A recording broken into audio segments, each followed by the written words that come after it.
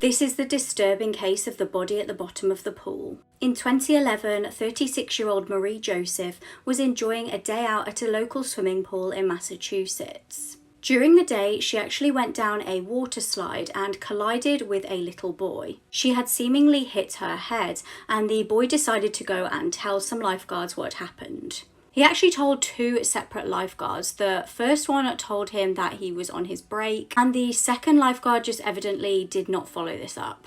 Marie's body lay on the bottom of the pool for 2 entire days. Marie's boyfriend reported that he felt like something was wrong when she was just not returning his calls or texts. What about the friends that Marie had been with at the pool that day? They realized she wasn't there anymore and they just presumed that she'd left and gone home.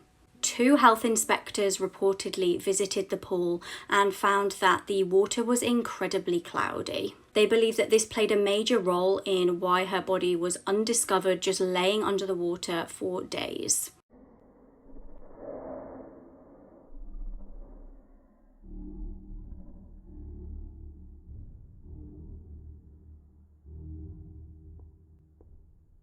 Jurors on this case were so haunted by the crime that they needed trauma therapy.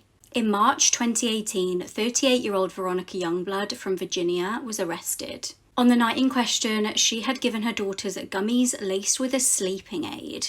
Her daughters were 5-year-old Brooklyn and 15-year-old Sharon. The mother of 2 then shot both of her daughters. Horrifically, Sharon did not instantly die. She was actually able to ring police and explain to them that her mum had shot them both. When jurors on the case were played this 911 call, they were so distressed that they actually needed therapy. The teenager was taken to hospital where she sadly passed away. It transpired that Veronica had called her ex-husband after the killings and told him that she hated him. She also told him what she'd done. It's believed that her motive for this hideous crime was revenge over him. He'd actually been planning to move away to Missouri with Brooklyn the following weekend. Following her trial, Veronica was sentenced to 78 years in prison.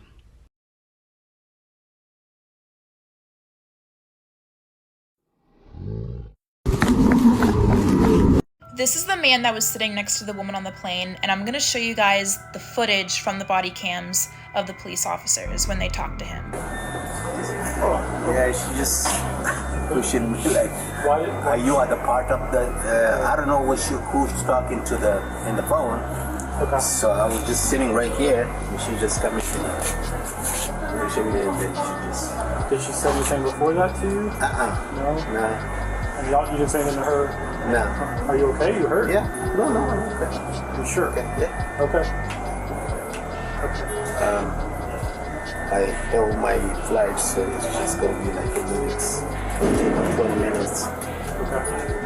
So that assault mean, what does that mean? Assault? It means to attack, to fight somebody, to push them, hurt them, right? To bring some kind of harm, bodily injury.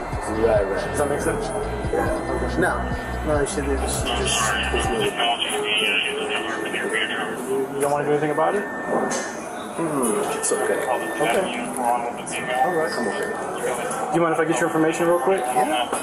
Phoenix police responding to a 911 call that would lead to a dark discovery. One of our patients just had a baby and we just had no idea she was pregnant. That patient was an incapacitated woman, and it was clear from the beginning she had been raped. The newly released body camera footage providing the first look at what happened inside the facility that day. Nurse, primary care physician, we need to get all the informations and all of them separated. As police walk through the halls, We're going to try to figure out what's going on. the sounds of crying and confusion.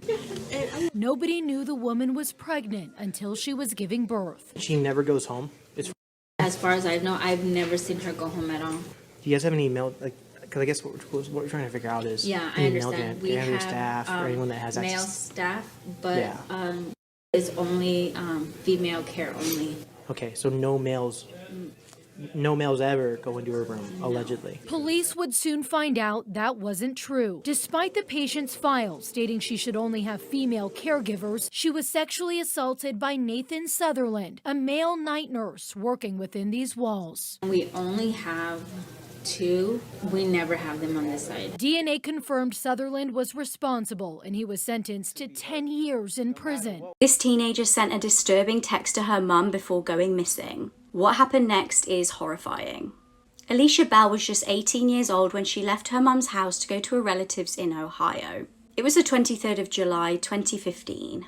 However, shortly after leaving the house, Alicia sent her mum a frantic text message. It said, "Mum, if I make it home, I need you, I'm scared." Understandably panicked, her mum then desperately tried to call her daughter. She called over and over, but worryingly the calls kept going to voicemail. Alicia never arrived at her relative's house and was never seen alive again. Alicia was reported missing and police got to work trying to figure out what had happened. However, initially they had no luck. That was until August when they raided the home of 40-year-old James Brooks. Initially this was unrelated. They were actually raiding his home to try and find substances. It was at this point that they found a lot more than they bargained for. Horrifically, James had human remains in his garden in the burn pit. Police were suspicious that this may be the missing teenager. James actually knew her family and incorrectly they thought he was harmless. He was arrested and charged with abuse of a corpse amongst many other unrelated charges. Forensics tragically confirmed the remains were that of Alicia. In May 2016, James was facing numerous charges relating to manslaughter, trafficking, abduction, and substance charges. Prosecutors believed that James was trafficking multiple girls, including Alicia, but the trafficking charges were for some reason dropped. He eventually pleaded guilty to all charges relating to Alicia's death. He was given 30 years in prison. Now, James is interestingly a person of interest in the disappearance of another missing girl. This is a girl from the same area called Jasmine Smith. She actually went missing a month before Alicia. Let me know if you'd like me to cover Jasmine's disappearance. I'm sorry. You need to put him down. You need to put him down. Hey! I get it drunk, but did you, actually handcuff me and prove that I was drunk? I think she's nursing one of the babies right now. There's 5. Do you hear all my kids? I do. You don't care? No, I do care very much. When a woman is pulled over out of suspicion that she's driving under the influence, police are shocked to discover 5 screaming and crying children in the back seat of her car. Soon, the officer's focus shifts away from the woman and toward finding care for the distressed children. The scene is one of utter chaos. That breaks my heart that precious little baby.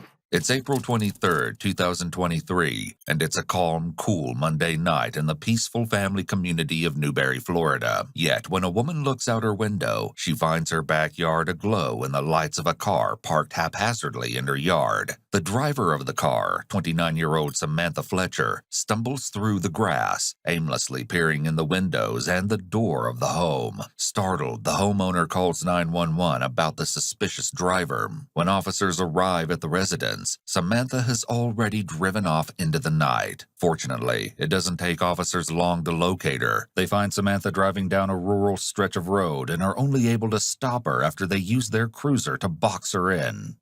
Where is it at? Do you know where the key is? Definitely.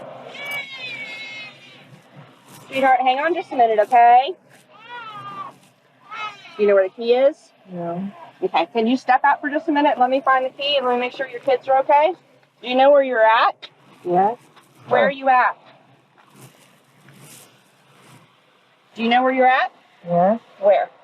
Mi mejor amiga me asesinó por unas fotos y luego se presentó a mi funeral. Soy Anel Báez, una chica mexicana, y esta es mi historia. Mi mejor amiga se llamaba Erandi Elizabeth y éramos inseparables.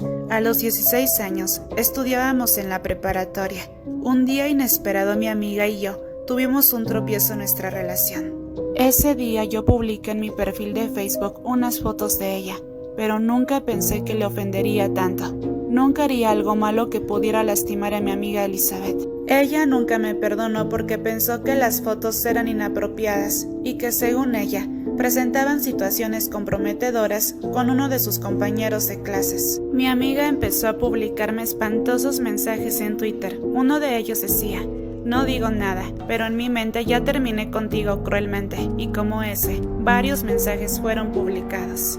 El día del crimen mi amiga llegó repentinamente a mi casa. Me invitó a comer un helado.